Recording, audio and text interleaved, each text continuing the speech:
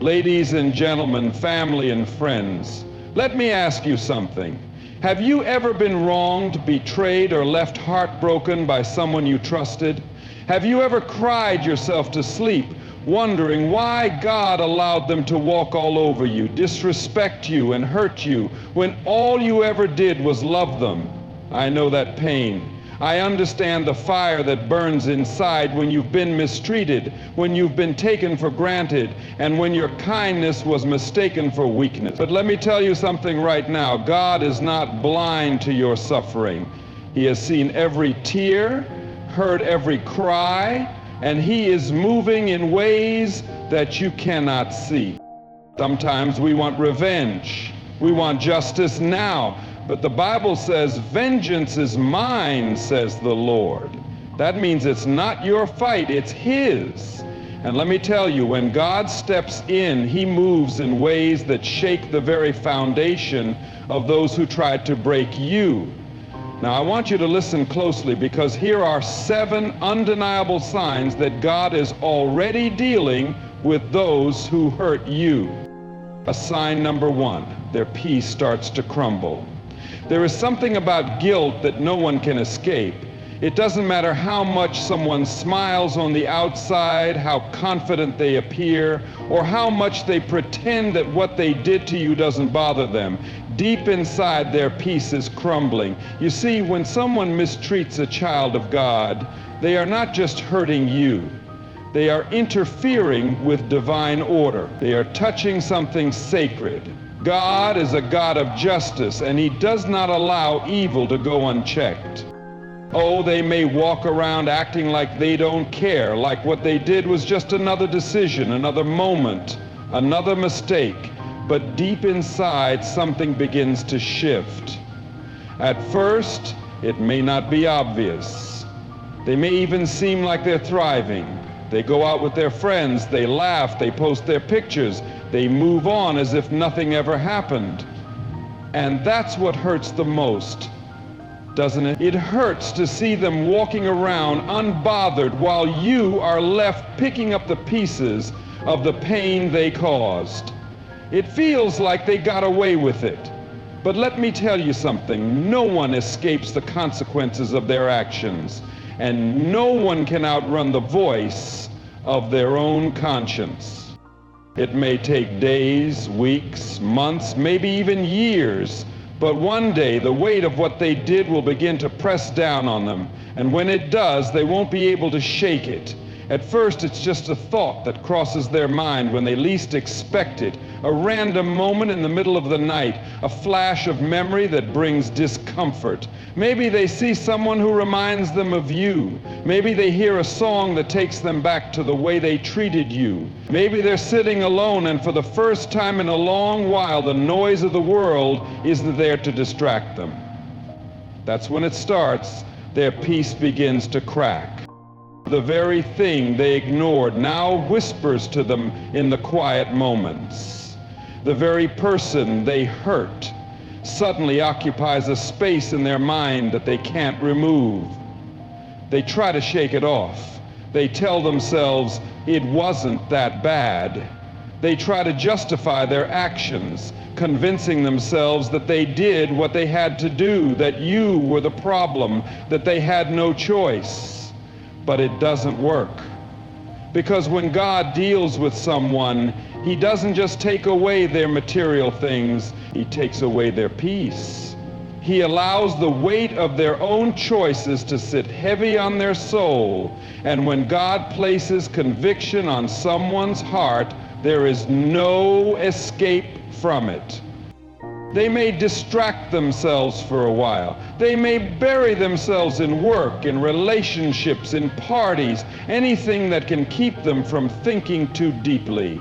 But the mind has a way of bringing back the things we try to forget. And no matter how hard they try to ignore it, there will always be a moment when it hits them like a wave they never saw coming. That's when the restlessness begins. They become short-tempered, irritated, and unable to find joy in the things they once loved. They lose their ability to sit still, because stillness means silence, and silence means facing the truth.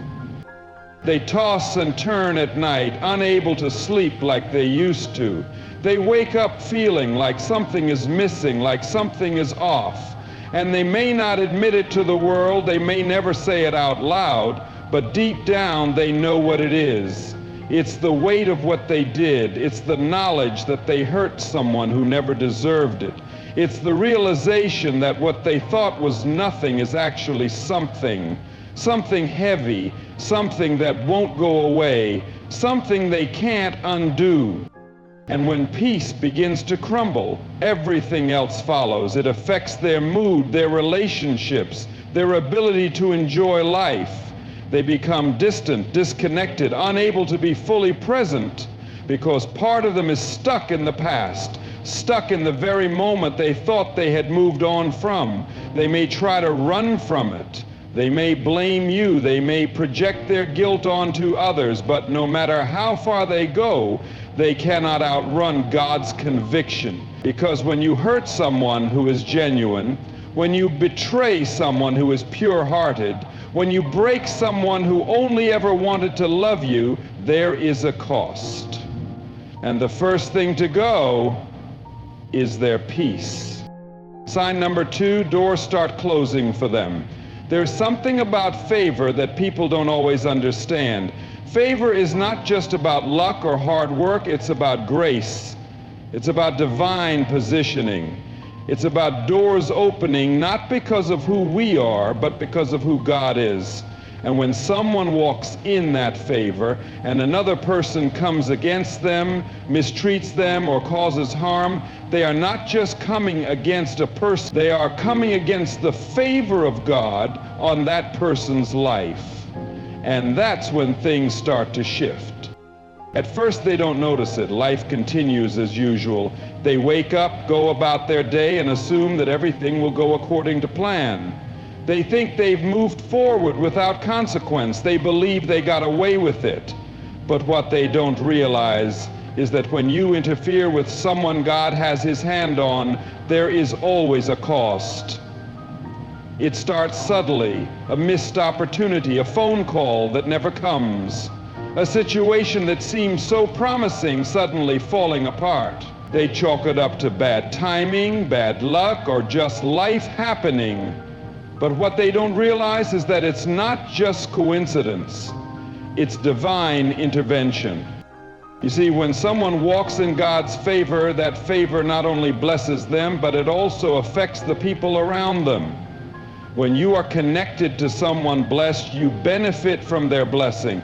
You receive overflow, access, and open doors simply by being in proximity to them. But the moment they mistreat you, the moment they betray, deceive, or harm you, they remove themselves from that covering. They step outside the grace that was once flowing into their life. And that's when doors start to close.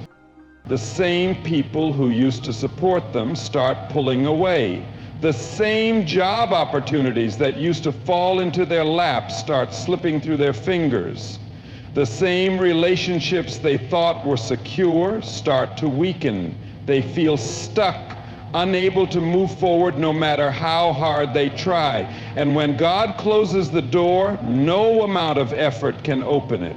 When he removes favor, no amount of networking, planning, or scheming can bring it back. They may try to fix it, to manipulate their way back into success, but success without God's favor is temporary, unstable, and empty. And sometimes, once a door is closed, it stays closed. And the very thing they took for granted becomes the thing they now wish they had never lost. When someone betrays you or causes you pain without remorse, they are sowing seeds into their own future. Seeds that will eventually grow into struggles they never anticipated. At first, life seems normal for them. They move forward as if nothing happened, waking up, going to work, spending time with friends, and living their life without a care. From the outside, it may even appear that they are thriving, and that can be frustrating watching someone who hurt you continue on as if their actions had no consequences. But what they don't realize is that their struggles are already forming, creeping in slowly like shadows at sunset. At first, it's little things, small inconveniences, minor frustrations, things they can easily brush off. Maybe they start feeling drained, unmotivated, or restless in ways they can't explain. Maybe they begin to face little setbacks, missed deadlines, unexpected problems, delays that make no sense. They chalk it up to bad luck, a rough patch, or life simply being unpredictable. But then the weight grows heavier. Relationships that once felt stable begin to shift. The people they relied on become distant. The support they once had starts to fade. Suddenly, just as they left you struggling, they find themselves surrounded by struggles of their own. Things that once came easily now require effort. The confidence they once had starts to waver. Every step forward feels like walking through mud, slow, exhausting, and uncertain. And no matter what they do, nothing seems to go right. They try to fix it, to regain control, but the more they push, the more resistance they face. Obstacles appear out of nowhere. Their plans fall apart. The things they once took for granted slip through their fingers. And in the quiet moments, when no one else is around, a thought lingers in the back of their mind. Could this be happening because of what I did? They remember what they did to you, the pain they caused, the betrayal, the words they spoke that cut deep. And for the first time, they begin to see the pattern, how ever since then, things have been going downhill. Yet pride is a powerful thing. Instead of acknowledging their mistakes, instead of making things right, many will choose to fight against the very struggles they created for themselves. They will blame others, blame circumstances, blame everything except their own actions. But no matter how much they deny it, the struggles remain. The storms don't pass. And soon, just as they left you feeling helpless, they find themselves in a place where nothing feels secure. Because when you hurt someone who was good to you, when you betray someone who only ever wished you well, you don't just wound them, you set a course for your own suffering. Not because of revenge, not because of bitterness, but because the universe, the divine order, and God Himself will not allow injustice to go unchecked. And when those struggles surround them, when every direction they turn leads to another dead end, they will have no choice but to face the truth. What they gave out is now coming back to them. They lose what they took for granted. Life has a way of humbling those who take their blessings for granted. At first, it feels like nothing has changed. Life goes on, and they continue with their days, unaware of what's on the horizon. They think they made the right decision, that they were justified in their actions, that they were never wrong. They surround themselves with distractions, new people, and fresh experiences, convincing themselves that what they left behind wasn't that significant.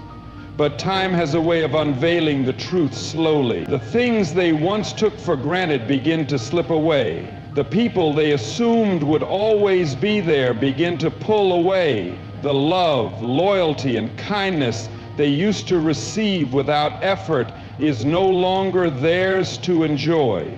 They look around and realize the support system they never valued is now gone. The person who prayed for them, who stood by them in their darkest times, is no longer there for them. At first, they might not grasp what's happening. They feel a growing emptiness, but can't quite identify the cause. They might try to fill the void with temporary pleasures or surface-level connections, but nothing truly fills the space. What they had with you wasn't just ordinary. It was rare, a gift from God, and they treated it like it was disposable. Then the losses continue. The job they once felt secure in begins to feel unstable. The opportunities they thought would always be there start to disappear. The peace they once carried turns into restlessness. It's not just about losing people, it's about losing the things that made life feel stable and secure. They start to notice a pattern. Their once unshakable confidence begins to fade. The things they bragged about, the things they thought would always be theirs, are now slipping through their fingers, and then it hits them. They look back and realize that what they walked away from was more valuable than they ever realized. They remember how you cared for them, supported them, and gave without expecting anything in return. They recall the peace they felt when you were in their life and how everything seemed to flow effortlessly when they were connected to you. Now all of that is gone. They try to find it elsewhere, in other places, in other people, but it's never the same. God does not allow his children to be mistreated without consequence. He doesn't allow someone to handle a blessing recklessly and then walk into more blessings without first experiencing the weight of what they lost. By the time they realize it, it's often too late. The door has closed, the opportunity has passed, and all they're left with is the painful realization that what they once had can never be theirs again. They see you rise, and there's no greater lesson for those who wronged you than to watch you succeed. At first, they believe they've won. They think they've moved on to something better. They assume you'll stay broken, trapped in the pain they caused, unable to move on without them. They expect you to crumble, to be consumed by heartbreak or betrayal. They think that their absence will leave you powerless, that their mistreatment will hold you back from growing. What they don't understand is that when God has his hand on your life, no amount of betrayal, rejection, or loss can stop what he's about to do for you. At first, they don't notice. They're too busy with their own lives, too distracted by their own choices. But little by little, they begin to hear about you. They start to see your name, your success, and your happiness in places they never expected, through mutual friends, social media, or just the way life has a funny way of keeping people connected, even when they're no longer in your life. And that's when the shift occurs. They begin to realize that the person they thought would struggle without them is not just surviving, but thriving with purpose. The hardest part for them is realizing they can't go where you're going. They see you winning, yet they're no longer part of your journey. They watch you step into blessings they once had access to, but no longer do. They see how you carry yourself differently, how you're no longer affected by what they did. That realization is enough to shake them, because the greatest consequence of hurting someone who was good to you is having to watch them rise without you, having to see them become everything you once doubted they could be, living with the knowledge that they never needed you to be great. They just needed to let go of you to reach greatness. And that's a lesson they will never forget. The next sign is when their conscience won't let them rest.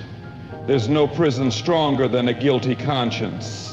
No matter how far they run, how much they try to ignore it, or how deeply they bury themselves in distractions, the weight of their wrongdoing follows them.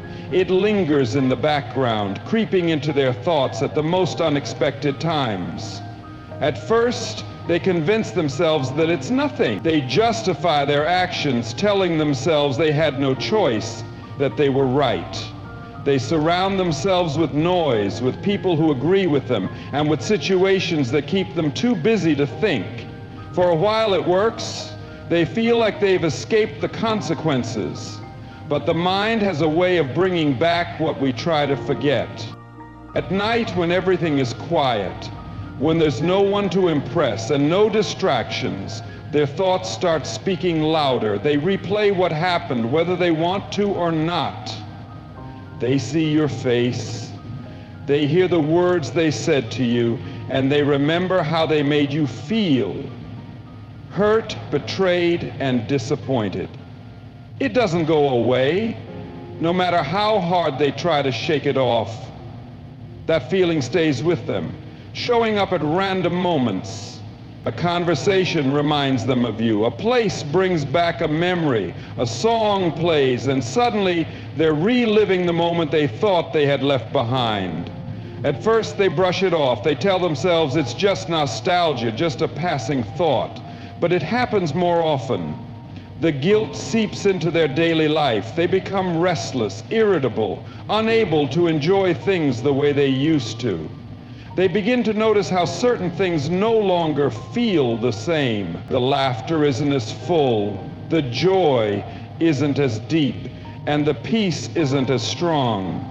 Something is missing, and deep down, they know what it is, the truth they've been avoiding. The thing about a guilty conscience is that it doesn't need punishment to feel pain. It punishes itself.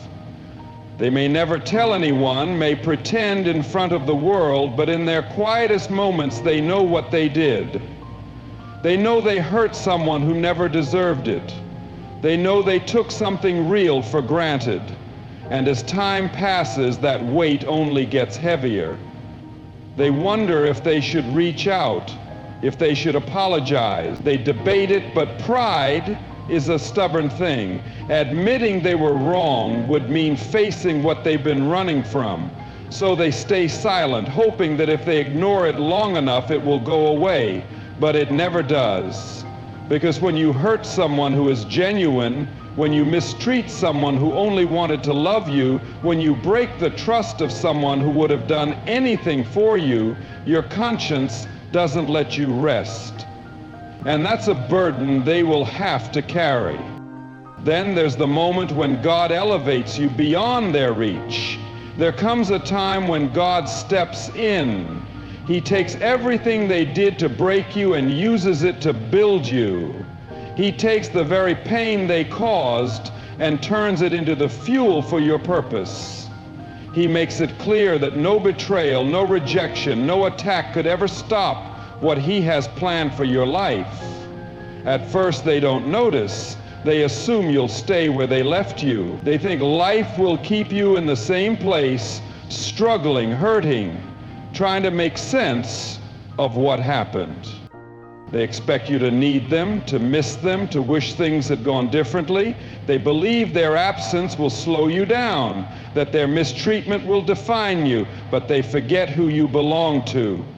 When God has a calling on your life, when His hand is on you, no person, no setback, no disappointment can block what He is about to do. In fact, He often uses the very people who tried to hurt you as the reason He elevates you. He turns their rejection into redirection. He takes their betrayal and uses it to push you into greater blessings. While they were expecting to see you broken, they're now forced to watch you rise. At first, they hear about it. Someone mentions your name, they see a post or a sign that you're doing better than before. It catches them off guard because in their mind, you weren't supposed to elevate. You weren't supposed to grow. You weren't supposed to move forward without them. But then they start seeing more. You're glowing, walking in confidence, stepping into rooms they never imagined you would be in, receiving opportunities that once seemed impossible. And the best part is that you're not just succeeding, you're happy. You're at peace, filled with joy that is unshaken, a glow that cannot be dimmed, a presence that cannot be ignored. That's when it really hits them. They realize the version of you they once had access to no longer exists. The person they once took for granted is now out of reach. The same you they overlooked, mistreated, or underestimated has grown into someone they can no longer approach. It's not just about success, it's about elevation. It's about God placing you in a position where they can't reach you, can't affect you, and can't undo the work He has done in your life. They may want to reconnect, may wish they had treated you better, may even regret what they did. But now the door is closed, and they have no choice but to watch from a distance. Because when God decides to elevate you, there's no going back. There's no revisiting what He has removed. There's no access for those who didn't value you when they had the chance.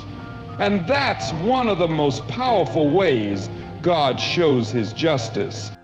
Not through revenge, not through bitterness, but by making sure that those who hurt you can only witness the blessings that were meant for you but never meant for them. So my brothers and sisters, don't waste another second seeking revenge. Don't waste another tear over people who wronged you. God saw it, He knows it, and He is already handling it.